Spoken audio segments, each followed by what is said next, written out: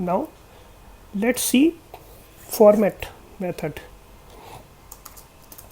Syntax for format: string dot format, here comes value, then this is I think value 1 comma value 2, and then that dash. We can define a number of values in this format. So let's take an example.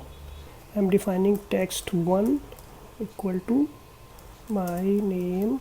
So I will write this in curly brackets, and I will write variable name like f name, then I write my age is, and I will define a variable age.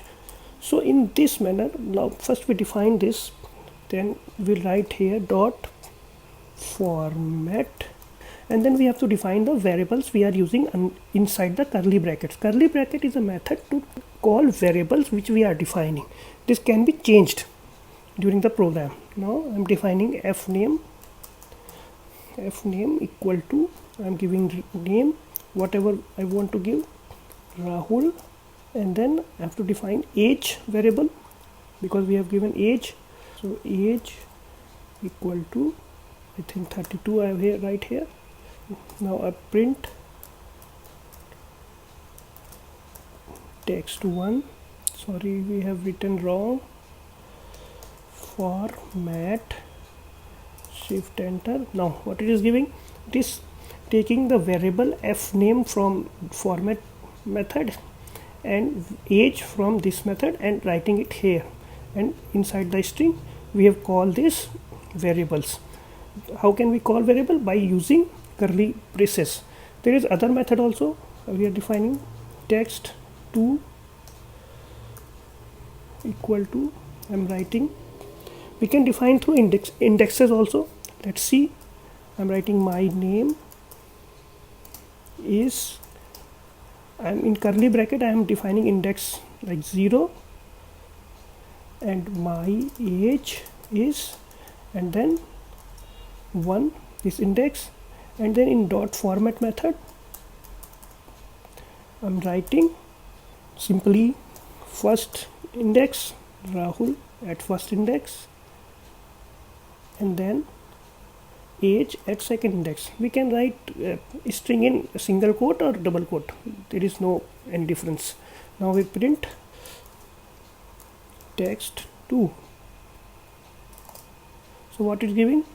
It is giving the same result because we have defined here indexes, and in format method our first index is Rahul string and then integer 32, this is age. So it is taking as per the format method indexes, and we define indexes here in curly bracket. So this is the another way. And third way we can also define like text3 equal to my name is curly bracket only, and then my age is curly bracket, then format dot format, and inside bracket we will define simply name and then by using comma age. So what it will do, it will take the variables which come first, like in first bracket comes the first value and second bracket comes the second value.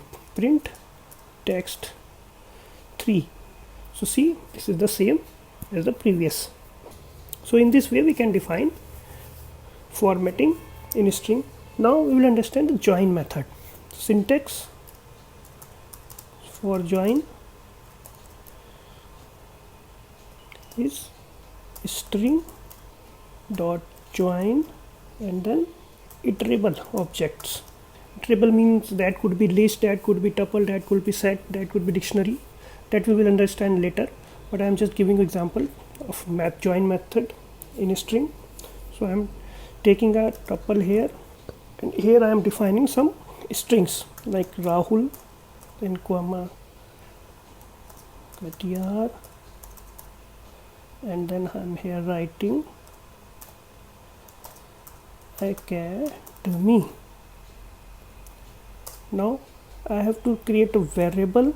In join method, we have to join these Rahul Katiyar Academy, and by what way we want to define, like I want to separate it by hash, so I will write here hash dot, then use join method, and then inside bracket I define tuple, like the variable we have in which we have created the strings.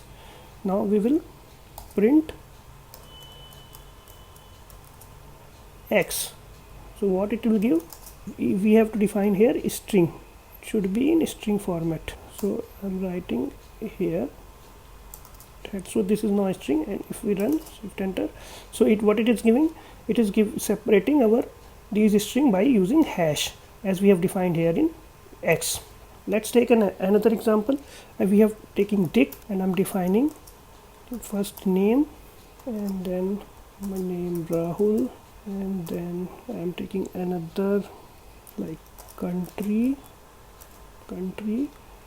and then country like India. Now I join this again by using character, so I'm defining this variable, and then again I am using like a dot join, and then I have to give variable name Dick and print x, shift enter. So it is separating by a.